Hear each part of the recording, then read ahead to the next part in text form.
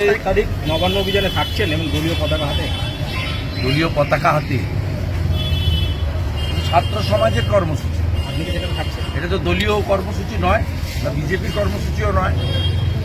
আমাদের ভারতীয় জনতা পার্টি তার স্ট্যান্ড অনেক আগেই ক্লিয়ার করেছে যে যেখানে ভারতীয় জনতা পার্টি নিজেই কর্মসূচি করছে, আজকেও একগুচ্ছ কর্মসূচি রাজ্য সভাপতি ঘোষণা করেছেন।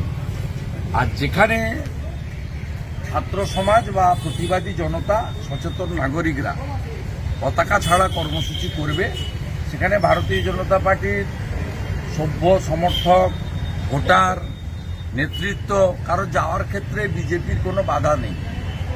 সিপিএম যেমন চায় যে মমতা ব্যানার্জির সরকারটা থাকুক, তেমনি ভারতীয় জনতা পার্টির লক্ষ্য এবং উদ্দেশ্য হচ্ছে যে আমাদের ডাক্তারি বোন, যার মর্মান্তিক বেদনাদায়ক সরকারি ধর্ষণ এবং মৃত্যু ঘটানো হয়েছে, তার অভিযুক্তরা চরমতম শাস্তি পাক। 14 তারিখ রাত্রে তৃণমূলের গুন্ডা বাহিনীর দ্বারা আরজি করকে যেভাবে ভাঙা হয়েছে, আন্দোলনকারীদের উপর অত্যাচার করা হয়েছে, তার প্রকৃত দোষীরা উপযুক্ত সাজা পাক। সর্বোপরি দফা 1 দাবি 1 মুখ্যমন্ত্রীর পদত্যাগ। এটা ভারতীয় জনতা পার্টি একেবারে অন্তর থেকে সমর্থন করে। বিরোধীরা অভিযোগ করছে যে আপনি রাজনৈতিক উদ্দেশ্যের জন্য এই নবান্ন অভিযানে থাকছেন এবং সেখানে হামলা চালানো। না, নবান্ন অভিযান ও রাজনৈতিক কর্মসূচি, তাতে কে থাকবে কে থাকবে না তার ব্যক্তিগত ব্যাপার। আপনাকে তার উত্তর আমি দেব না এবং এ ব্যাপারে কারোর পরামর্শ বা জ্ঞানও শুনব না। কমপ্লিটলি আহ্বানটা ব্যক্তিগত এবং আমাদের বাবা সাহেব আম্বেদকর আমাদের বাক স্বাধীনতা, রাজনৈতিক স্বাধীনতা দিয়ে গেছেন। অতএব আপনি কি করবেন, আপনি যেমন নিজে ঠিক করবেন, অন্যরাও কি করবেন তাদের উপরে ছেড়ে দেয় ভালো।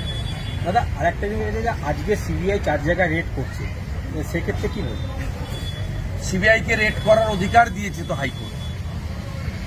মমতা ব্যানার্জি অর্থনৈতিক দুর্নীতি তদন্ত করার জন্য তিনি ফিনান্স ডিপার্টমেন্ট বা অ্যাকাউন্টসের কোনো অফিসারদের না নিয়ে তার দলদাস 4 জন আইপিএসকে দিয়ে সিট বানিয়েছিলেন।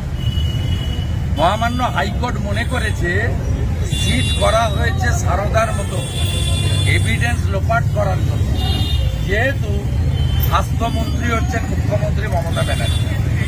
তাই সিঙ্গেল বেঞ্চ সিট বাতিল করে সমস্ত আরজি করের ফাইন্যান্সিয়াল ইরেগুলারিটি তদন্তভার সিবিআইকে দিয়েছে এবং সাথে সাথেই সেই তদন্তে বাধা দেওয়ার জন্য ডিভিশন বেঞ্চে গেছিল। ডিভিশন বেঞ্চ লিভ দেয়নি, এন্টারটেন করেনি এবং সিবিআই হাইকোর্টের নির্দেশ মতোই গতকাল এফআইআর রুজু করে তারা আজকে আর্লি মর্নিং ভোরবেলা থেকেই তাদের কাজ শুরু করেছে। এটা আমরা স্বাগত জানাতে পারি। বাকি সিবিআই ইনভেস্টিগেশন নিয়ে আমাদের কিচ্ছু বলার নেই। সিবিআইয়ের একটা নিজস্ব হ্যান্ডবুক আছে, কি প্রসিডিওরে তারা ইনভেস্টিগেট করবে এবং কাকে ডাকবে, কাকে ধরবে। সিবিআই হচ্ছে কনস্টিটিউশনাল বডি। এখানে যেমন সব নিয়ম ভেঙে রাজীব কুমারকে ডিজি, প্রবীণ ত্রিপাঠীকে সিপি হাওড়া মমতা ব্যানার্জি তার নিজের ইচ্ছায় করেছেন। সিবিআই ডাইরেক্টর নিয়োগ করে মাননীয় প্রধানমন্ত্রী, মাননীয় বিরোধী দলনেতা লোকসভা, মাননীয় প্রধান বিচারপতি সুপ্রিম কোর্ট। সিবিআই যে কনস্টিটিউশনাল বডি, তাদের জন্য ভারতবর্ষের পার্লামেন্ট হ্যান্ডবুক বানিয়ে দিয়েছে। They will act as per দেওয়ার হ্যান্ডবুক। সকালবেলা সন্দীপ ঘোষের বাড়িতে যে নাটকটা হলো, তাকে ডাকা হলো, আবার ভিতরে চলে গেলেন, তারপর ঘন্টাখানেক বাদে এসে আবার দরজা খুলল। আপনার কি মনে হয়, ভিতরে কি প্রমাণ লোপাটের চেষ্টা চলছে? লোপাট তো প্রথম দিন থেকেই করেছে, লোপাট তো প্রথম দিন থেকেই করেছে।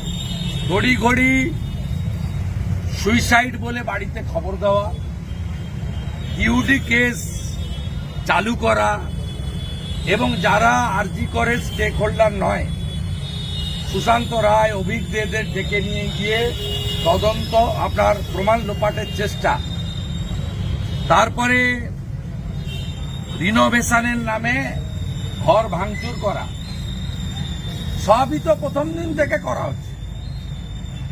আমি প্রশ্ন করতে চাই, পানিহাটির যে শ্মশানে দাহ করা হয়েছে আমাদের বোনকে, সেই শ্মশানের যে ক্রিমেশন কস্ট তার বাড়ির লোক দেয়নি, কে দিল?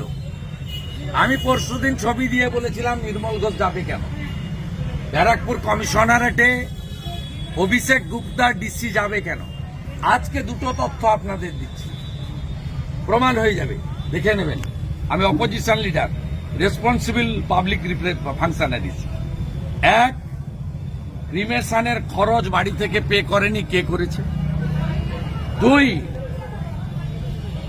ক্রিমেশনের সময় যে সই করতে হয় ওর বাড়ির লোক সই করেনি। রেজিস্টারটা খুলে দেখে নেন।